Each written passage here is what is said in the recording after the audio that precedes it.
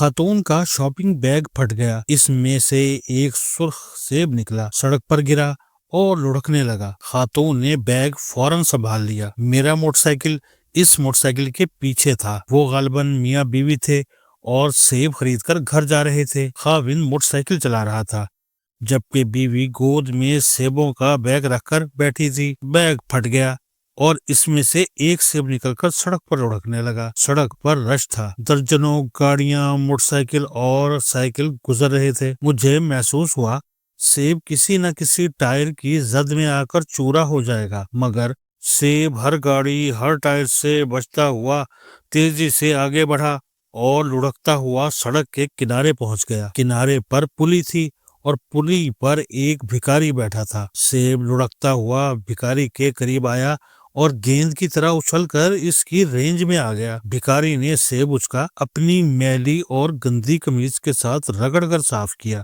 اور کچڑ کچڑ کھانے لگا۔ وہ آسمان کی طرف دیکھ کر مسکرا بھی رہا تھا۔ میں نے موٹر سائیکل روک لی، اسے سلام کیا اور اس سے پوچھا، یہ سیب تم تک کیسے پہنچ گیا؟ بھکاری نے کہا لگایا اور بولا، میں نے ابھی اللہ سے شکوہ کیا تھا، یا باری تعالیٰ تیرے بندے کو سیب کھائے ہوئے مدت ہو گئی ہے، اگر تم مہربانی کر دو تو میں بھی جاتے موسم کا سیب چکھ لوں۔ اور پھر پتہ نہیں کہاں سے یہ سیب آیا اور اچھل کر میرے ہاتھ تک پہنچ گیا۔ بھکاری اس کے بعد شکر ادا کرنے لگا۔ میری آنکھوں میں آنسو آ گئے۔ میں نے بھکاری سے ہاتھ ملایا اور آگے روانہ ہو گیا۔ میری آنکھیں کھولنے کے لیے یہ واقعہ کافی تھا۔ مجھے یہ واقعہ چند دن قبل کسی دوست نے سنایا۔ یہ ایک عام سا معمولی واقعہ تھا، لیکن میں کیونکہ آج کل قرآن مجید کا ترجمہ پڑھ رہا ہوں، لہٰذا یہ سیدھا میرے دل میں جا لگا۔ اللہ تعالیٰ پورے قرآن مجید میں اپنے احسانات، معجزوں اور رحمتوں کا ذکر کرتا ہے۔ وہ بار بار کہتا ہے، تمہارا رب صرف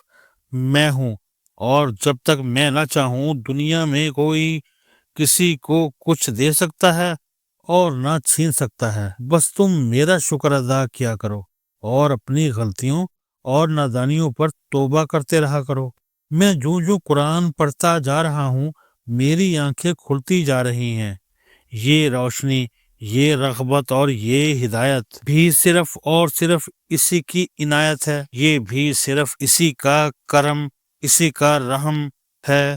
اللہ نے قرآن مجید میں دوبارہ فرمایا، نصیحت کو صرف عقل والے قبول کرتے ہیں۔ کیا شاندار اور لازوال فرمان ہے۔ بے شک عقل اور نعمت اللہ کی بہت بڑی عنایت ہیں۔ ہم اس کی مرضی اور اجازت کے بغیر اس کا نام تک نہیں لے سکتے۔ میں نے بہرحال اس حالت میں یہ واقعہ سنا اور میری آنکھوں میں آنسو آ گئے۔ اللہ تعالیٰ کس طرح چھوٹے چھوٹے واقعات سے اپنے ہونے کا ثبوت دیتا ہے۔ میرے پاس چند برس قبل ایک گورا سیاح آیا۔ یہ سکردو ایکسپلور کرنے پاکستان آیا تھا۔ کسی دوست نے اس کا میرے ساتھ رابطہ کرا دیا۔ میں نے اس کے سامنے چائے اور پکوڑے رکھ دیے۔ وہ بڑی دیر تک دونوں چیزوں کو دیکھتا رہا اور پھر شرما کر پوچھا، کیا آپ اپنے تمام مہمانوں کو یہی دو چیزیں پیش کرتے ہیں؟ میں نے مسکرا کر جواب دیا، نہیں، یہ پہلا موقع ہے۔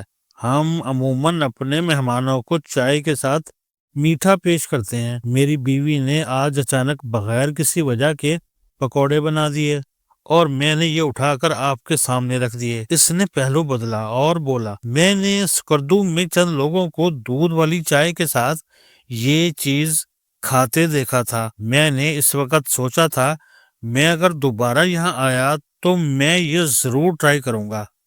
آپ کے گھر آتے ہوئے بھی میں یہی سوچ رہا تھا۔ آپ نے جب یہ دونوں چیزیں میرے سامنے رکھی تو میں حیران رہ گیا اور میں نے سوچا، یہ محض اتفاق ہے یا پھر آپ لوگ جادوگر ہیں؟ میں نے کہا لگا کر جواب دیا، یہ محض اتفاق ہے۔ اس نے بھی جواب میں کہا لگایا اور اس کے بعد جی بھر کر پکوڑے انجوائے کیے۔ میرے ایک دوست صدقے اور خیرات کے معاملے میں بڑا کھلا دل رکھتے ہیں۔ یہ روزانہ صدقہ بھی کرتے ہیں اور خیرات بھی دیتے ہیں۔ میں نے ان سے ایک دن وجہ پوچھی تو ان کا جواب تھا، میں بچپن سے انتہائی کنجوس تھا۔ میں کسی کو پانی کا گلاس تک پلانے کے لیے راضی نہیں ہوتا تھا۔ آج سے 7 سال قبل میری رقم کسی کے پاس پھنس گئی۔ میں نے دفتر میں بیٹھے بیٹھے سوچا، اگر مجھے یہ رقم مل گئی تو میں اس میں سے 10% اللہ کی راہ میں دے دوں گا۔ مجھے اگلے ہی دن رقم مل گئی۔ میں کنجوس تھا، لہٰذا میں وعدے سے پھرنے لگا، لیکن پھر ایک عجیب واقعہ پیش آیا۔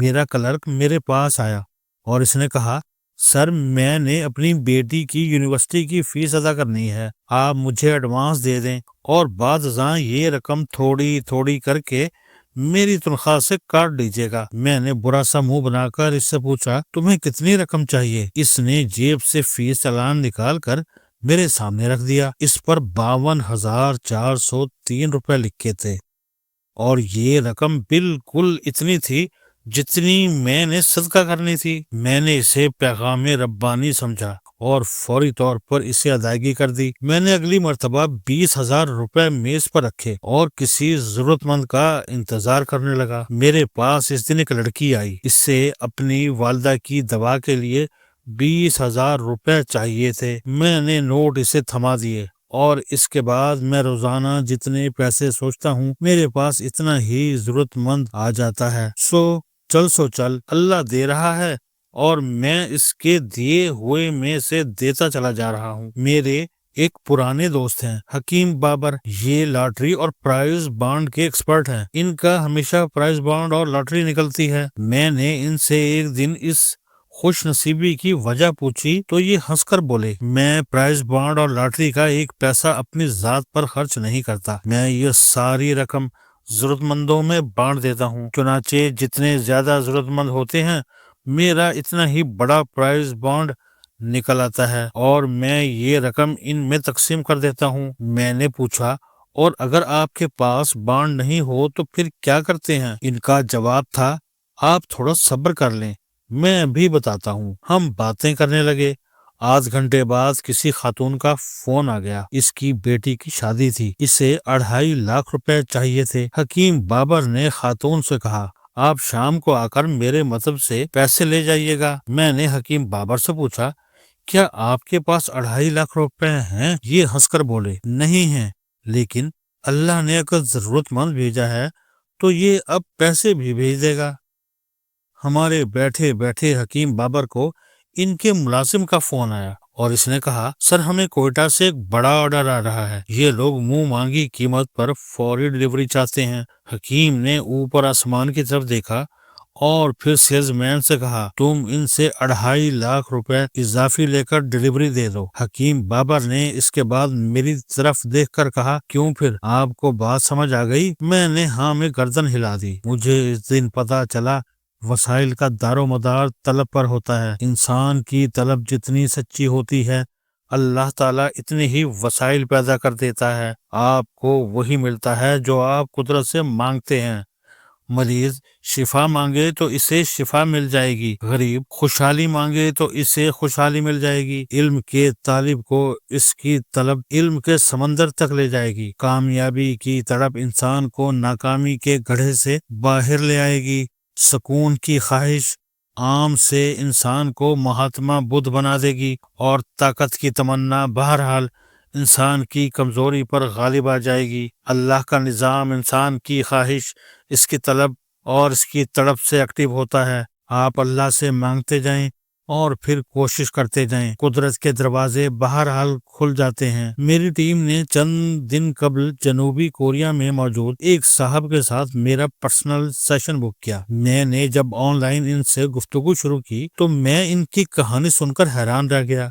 یہ انتہائی غریب خاندان سے تعلق رکھتے تھے۔ یہ بچپن سے اپنے خاندان کو غربت سے نکالنا چاہتے تھے۔ یہ اسلام آباد میں جس شخص کے ساتھ کام کرتے تھے اس سے کورین زبان آتی تھی۔ یہ فالتو وقت میں کورین زبان سیکھنے لگے۔ یہ جب پوری طرح رواں ہو گئے تو انہوں نے آن لائن ایک کورین کمپنی میں اپلائی کر دیا۔ ان کا انٹرویو ہوا، انہوں نے کورین زبان میں جواب دیے، یہ کامیاب ہو گئے اور آج ان کا پورا خاندان غربت سے باہر آ چکا ہے۔ یہ اب امریکہ شفٹ ہونا چاہتے ہیں۔ میں نے ان سے پوچھا، آپ جنوبی کوریا سے امریکہ کیسے جائیں گے؟ ان کا جواب تھا، میں جیسے اوکاڑا سے اسلام آباد اور اسلام آباد سے کوریا آیا اسی طرح امریکہ چلا جاؤں گا۔ میں نے پوچھا، پھر بھی آخر فارمولہ کیا ہوگا؟ انہوں نے ہنس کر جواب دیا، میں 3 سال سے اللہ سے امریکہ کی شریعت مانگ رہا ہوں، مجھے یقین ہے اللہ مجھے یہ بھی دے دے گا۔ میں نے ان سے اتفاق کیا، کیونکہ میں بھی سینکڑوں مرتبہ تجربہ کر چکا ہوں۔ اللہ مانگنے والوں کو کبھی مایوس نہیں کرتا۔ اللہ کے دربار میں انکار ہے ہی نہیں، بس طلب سچی اور تڑپ کھری ہونی چاہیے۔ قدرت انسان کو کبھی مایوس نہیں کرتی۔